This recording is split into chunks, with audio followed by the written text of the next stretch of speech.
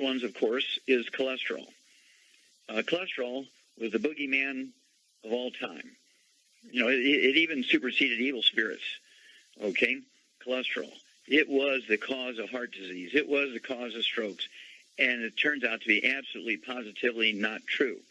It all started back in 1901 when a German chemist was actually commissioned, I guess would be the word, by the German Navy to come up with a lubricant, a synthetic lubricant for diesel engines used in submarines.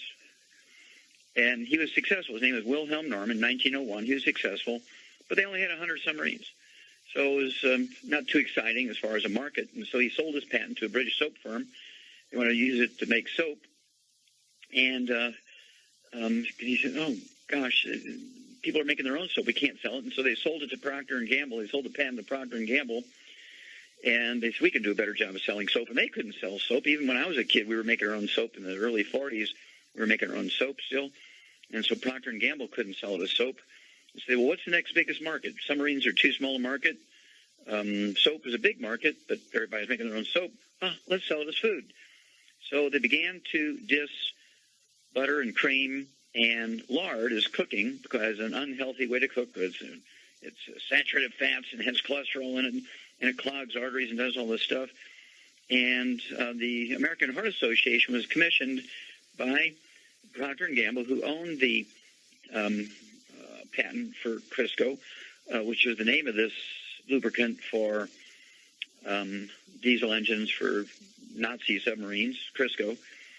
And they sold it as a healthier way to cook than cream, butter, and lard, which people have been using for centuries.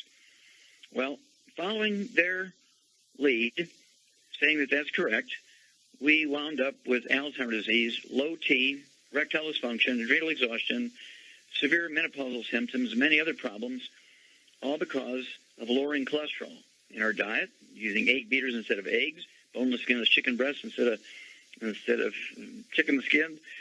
And the American Heart Association came out, like a bandit because they got their $1.7 million back in the, I think it was like 1914, about in there, which is a lot of money back then. It's a lot of money, but it was a lot of money back then, in exchange for an endorsement that Crisco was a much healthier way to cook your food and eat than using butter and cream and lard. Well, I looked for 35 years to find a pivotal paper which showed that belief was correct, and you can't find it because it didn't exist. It was all an ad campaign to sell Crisco.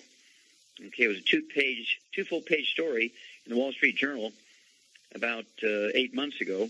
In June 23rd, 2014, I think it was somewhere between an 8 and 10-page story, and it was all about Ansel Keys, the guy who was on the board of Procter & Gamble, on the board of the American Heart Association. He brokered the deal for the $1.7 million from Procter & Gamble to the American Heart Association to get them to endorse Crisco as a healthier way to cook.